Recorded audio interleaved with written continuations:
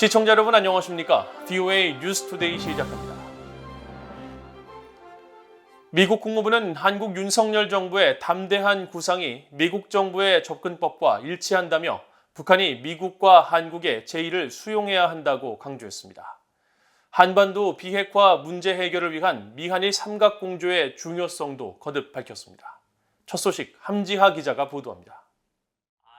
미국 국무부는 한국 정부의 담대한 구상에 대한 지지 입장을 거듭 확인했습니다. 네드 프라이스 국무부 대변인은 22일 정례 브리핑에서 북한이 한국 정부의 담대한 구상을 거부하고 비핵화 의지를 보이지 않는 것에 대한 논평 요청에 우리는 북한과 주고받기식 논쟁을 하지 않을 것이라고 선을 그었습니다. 그러면서 미국은 한국 정부의 담대한 혹은 야심찬 계획에 대해 지지를 분명히 밝혀왔다면서 이것은 북한의 핵무기 프로그램과 탄도미사일 프로그램에 대한 우리의 접근법과 완전히 일치하는 계획이라고 강조했습니다. In that, it sees the potential for practical, if incremental, advancements towards the complete denuclearization of the Korean Peninsula. That's really at the heart of our approach to the DPRK.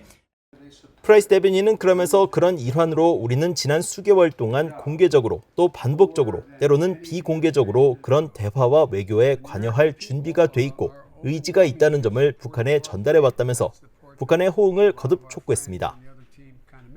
The DPRK has more recently heard that same message from the new administration in South Korea. We believe it is incumbent on the DPRK to respond and to respond affirmatively to that, knowing that, believing that we can achieve progress towards what is a collective goal.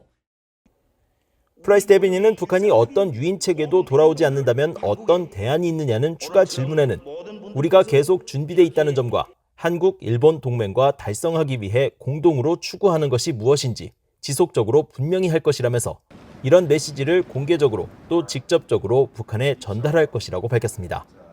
오늘 국무부 브리핑에서는 최근 토니 블링컨 국무장관과 박진 한국 외교장관이 전화회담에서 타이완 해협의 평화와 안정 문제가 논의된 것과 관련한 질문도 나왔습니다.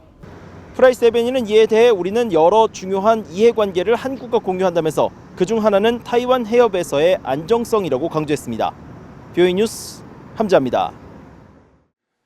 미국 국방부는 북한이 한국에서 실시되고 있는 미한 연합 연습인 을지 프리덤 실드, 즉 을지 자유의 방패에 대한 북한의 비난에 대해 이 연습은 한반도의 안보와 안정을 위한 것이라며 일축했습니다. 마틴 메이너스 미국 국방부 대변인은 22일 북한이 대외 선전 매체들을 통해 이번 훈련이 문재인 정부 때 체결한 9.19 남북 군사합의 위반이라고 주장하면서 대가를 치르게 될 것이라고 위협한 것에 대한 VOA의 논평 요청에 이같이 답했습니다. 메이너스 대변인은 이어 이번 훈련의 목적은 미한 동맹을 강화하고 미한 연합 방위 태세를 향상시키며 한반도의 안보와 안정을 강화하는 데 있다고 강조했습니다. 앞서 북한의 대외 선전 매체 려명은 개인명의 논평을 통해 미한 을지 프리덤 실드는 핵 보유국에 맞서는 가련한 추태라면서 우리의 거듭되는 경고와 내외의 커다란 우려에도 불구하고 윤석열 역적 패당이 미국과 야합해 대규모 북침 전쟁 연습인 을지 프리덤 실드 합동 군사 연습을 끝끝내 강행했다고 비난했습니다.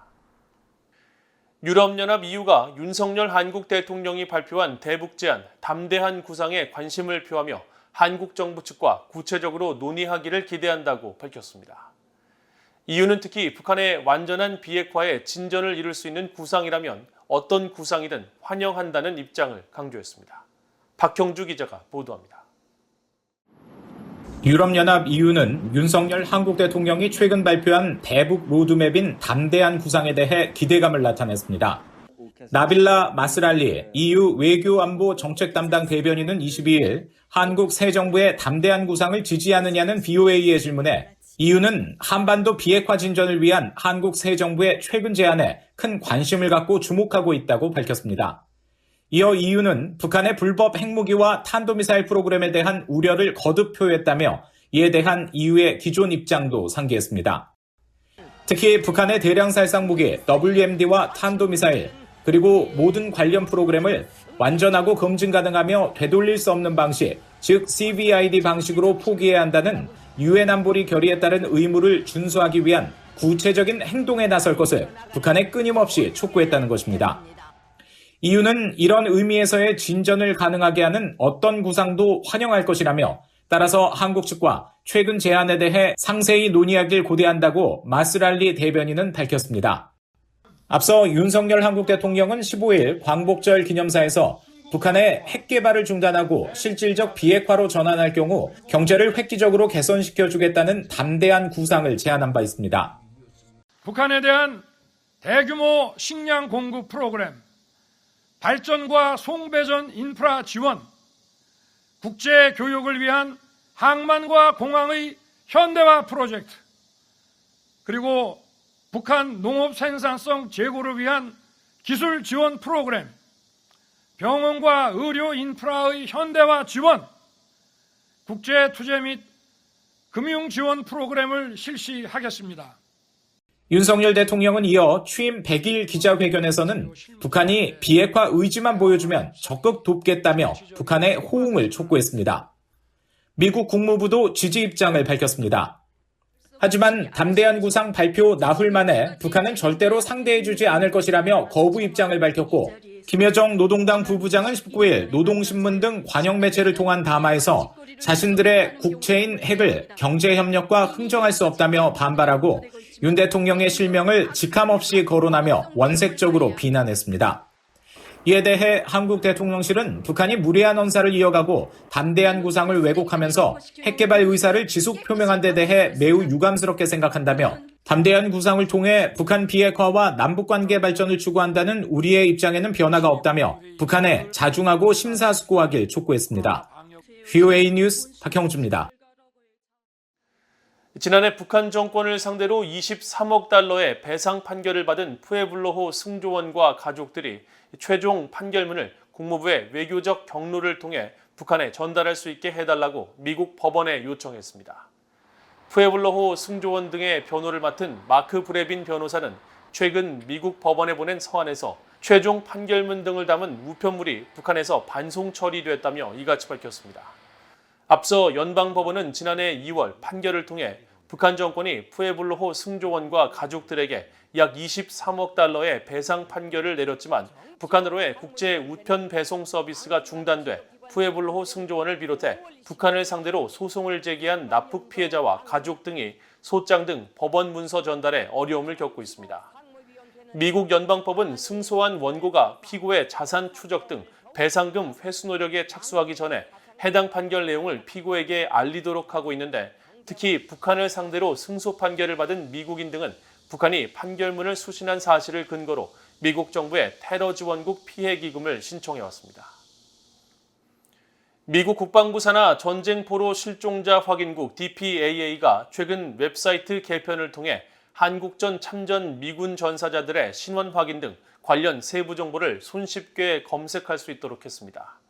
웹사이트에는 한국전쟁에서 숨진 미군 8,156명 중 4명을 제외한 8,152명의 이름과 소속을 비롯해 실종 보고되거나 유해가 발굴된 지역과 신원 확인 여부 등의 정보가 종합적으로 담겨 이름별 검색을 통해 세부 정보를 파악할 수 있게 됐습니다.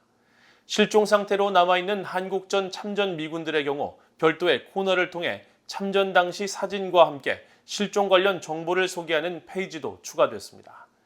특히 한국전에서 미군의 피해가 가장 컸던 전투로 꼽히는 장진호 전투와 중공군이 처음 개입한 전투이자 수많은 미군 사상자를 낸 운산 전투 등 주요 전투에 대한 정보도 웹사이트를 통해 검색할 수 있게 됐습니다. 2020년 9월 한국 서해상에서 북한군 총격으로 사망한 한국해양수산부 공무원 유족이 다음 달 3일 엘리자베스 살몬 신임 유엔 북한인권특별보고관과 면담을 진행합니다. 북한군에 의해 사망한 해수부 공무원 고 이대준 씨의 형 이대진 씨는 22일 VOA에 다음 달 3일 오전 10시에 살몬 특별보고관과 면담이 잡혔다는 연락을 서울 유엔 인권사무소 측으로부터 받았다고 밝히고 살몬 특별보고관과의 첫 면담에서 동생의 죽음에 대한 국제사회의 엄중한 조사를 촉구하고 북한의 만행을 널리 알려줄 것을 요청하면서 유엔 총회에서 자신이 연설하고 남북한 공동 진상조사를 시작할 수 있도록 도와달라고 부탁할 것이라고 말했습니다. 엘리자베스 살몬 신임 특별보고관은 오는 29일부터 다음 달 3일까지 한국을 방문합니다. 이상으로 VOA 뉴스투데이를 모두 마칩니다. 시청해주신 여러분 고맙습니다.